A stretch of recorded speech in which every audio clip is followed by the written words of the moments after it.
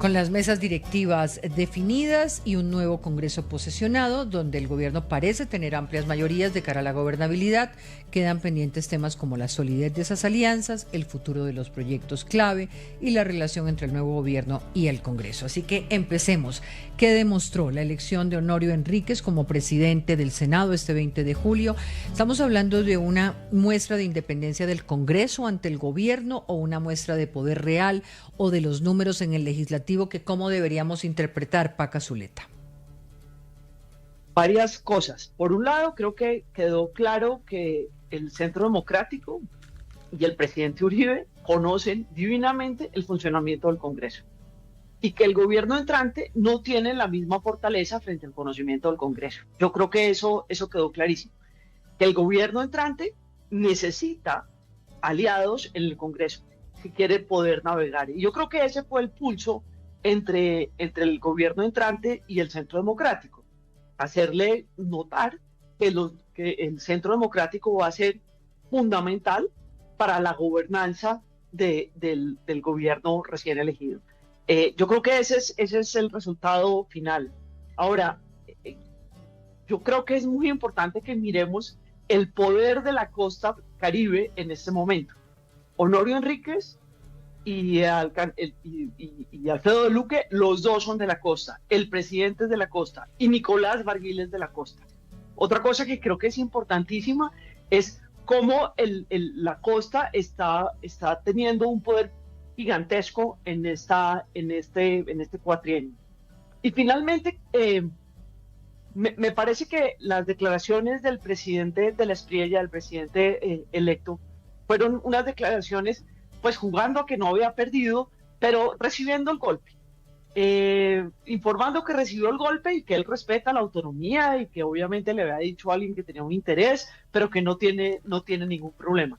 Yo creo que finalmente, si leemos eso en clave de ganó el candidato que no era su candidato y de alguna manera lo reconoce, pero entiende que él ahí no se debe meter, que ese es un tema del Congreso. Creo que el gran ganador, sin lugar a dudas, es Álvaro Uribe Vélez y el Centro Democrático. ¿Y ese triunfo qué significa, doctor Cristo?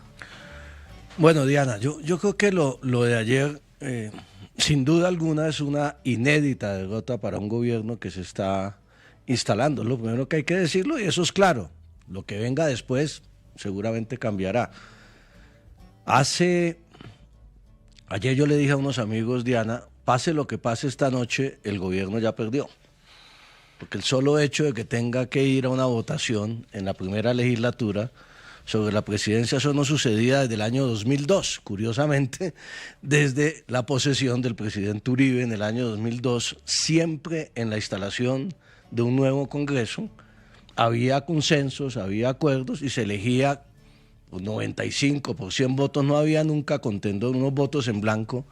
Nunca había disputa, entonces digamos que es una inédita derrota para el gobierno, lo cual no quiere decir de ninguna manera, en mi concepto, que el gobierno no pueda tener unas mayorías en el Congreso. Yo creo que las va a tener, yo creo que la agenda del gobierno las va a tener, pero las va a tener, Diana, y es lo interesante, yo no me meto en la disputa esa disputa de la derecha, de quién va a ser el jefe de la derecha, si quieren sacar a Álvaro Uribe. Porque de todas maneras sí plantea un escenario de una puja entre derechas, ¿no? Es una puja en la derecha, en lo cual nosotros los de centro izquierda no tenemos velas en ese entierro. Entre otras cosas, hoy ya hay ponencia positiva en el Consejo Electoral para la creación del Partido Defensores de la Patria, que creo que fue, entre otras cosas, la manzana de la discordia y lo que produjo todo lo que estamos viendo, y allí va a haber una disputa por el electorado de la derecha en Colombia.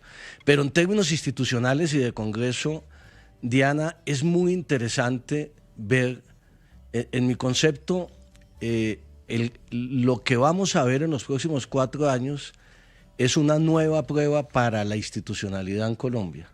Es decir, la institucionalidad funcionó durante los 4 años del gobierno Petro. Las Cortes controlaron, declararon inexequibles muchas cosas, el Congreso controló, modificó las reformas fundamentales del gobierno, la de laboral, la pensional, hundió la de salud, y eso funcionó, y el país funcionó. La gran pregunta es si con una agenda de derecha esas instituciones también van a funcionar y también van a controlar y va a haber una independencia, una autonomía. La primera señal de ayer es que pareciera que sí. Vamos a ver qué pasa en los próximos meses y habrá que ver también lo de las Cortes. Yo creo que esa es lo que es muy interesante en la decisión de ayer, un poco para oír esta discusión. Ahora, para terminar esto, yo creo que las mayorías que tuvo Petro durante estos 4 años en el gobierno y que le permitieron sacar muchas más leyes de los que el propio gobierno aceptaba que salían, las va a tener Abelardo, y yo creo que va a ser muy parecido, en el sentido de que no son mayorías automáticas, no son mayoría para cualquier agenda. Va a tener que construirlas, va a tener que surgir de los debates y la deliberación democrática. Si va a llegar a hacer barbaridades, como por ejemplo acto legislativo para derogar la JEP, por empezar por ese tema, seguramente no va a tener mayorías, pero sí va a tener mayorías para una reforma tributaria sensata, para buscar un consenso de reforma a la salud. Va a depender de la agenda, que es lo que hay que esperar. Vélez, Humberto de la Calle escribía en X que lo ocurrido ayer instala una especie de sutil cogobierno. ¿Ven una especie de cogobierno en estas nuevas derechas o precisamente ese choque que vimos ayer fue un reflejo de tensiones entre esa derecha tradicional y las nuevas derechas? Hola Diana, yo no creo que vaya a haber un cogobierno. Creo que lo de ayer fue un tropiezo y un golpe de realidad para Abelardo y sobre todo para el ministro Lara, pero no creo que vaya a haber un cogobierno, y creo que el presidente de la Espriella hoy... Aunque lo pretende Uribe. Sí, pero el presidente de la Espriella hoy mandó un par de mensajes, un video pues muy conciliador, muy hábil me parece a mí, porque no reconoce la derrota, pero es conciliador, voltea un poco la torta y dice que reconoce pues la independencia del Congreso. Y en Medellín nombró a Mauricio Tobón como embajador en México, que Mauricio venía de la campaña de él pues desde el principio, ¿cierto? Ha sido de la campaña pues de la Espriella de toda la vida. Y si él quisiera mandar un mensaje nuevo, pues tal vez hubiera aplazado eso un poquito, hubiera nombrado un embajador más cercano al Centro Democrático, que ahí sí se instalaría una especie de cogobierno. Pero al parecer él sigue con su agenda de gobierno normal. Lo escucho. Pues Diana, yo creo que lo primero es que sí se vio una cosa, y es a este gobierno pareciera en principio, como lo decía en campaña, que el tema del Congreso no va a ser tan relevante. Digamos que lo que se conoce del entorno del gobierno es que le interesarán algunas leyes que pasan por el Congreso como un plan de desarrollo, donde hablarán posiblemente de facultades extraordinarias, ya que hablamos de una cirugía del Estado, hablaremos de un presupuesto, tal vez un ajuste fiscal del que habla el vicepresidente Restrepo, pero hasta ahí, porque al final, ¿cuál es la fuerza en este momento real que tiene el presidente electo Abelardo de la Espriella?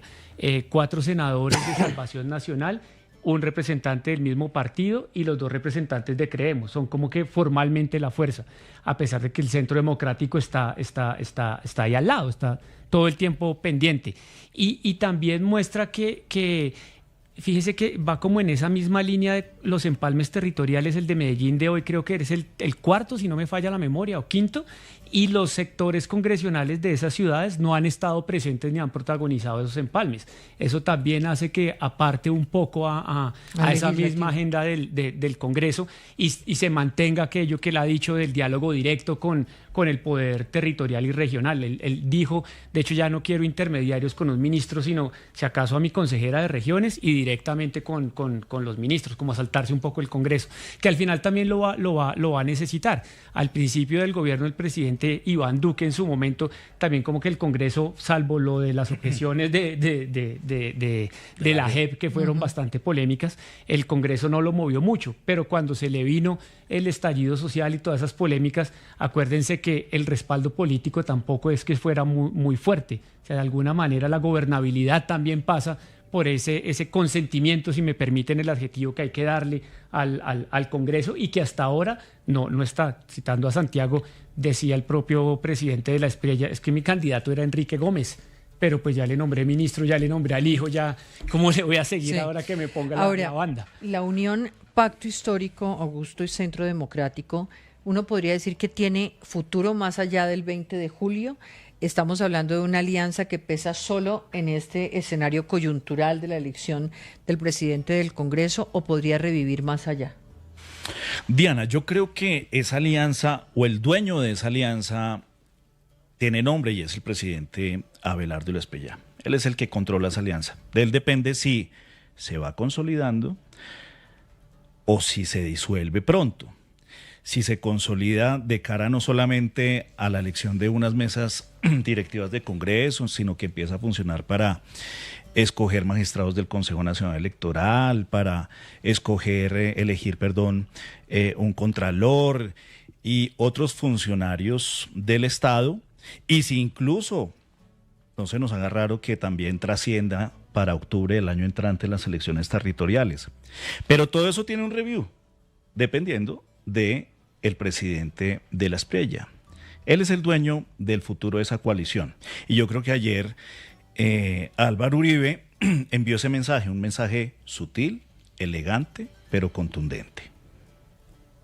Las abejas pican, ¿le pareció muy sutil? Las abejas pican.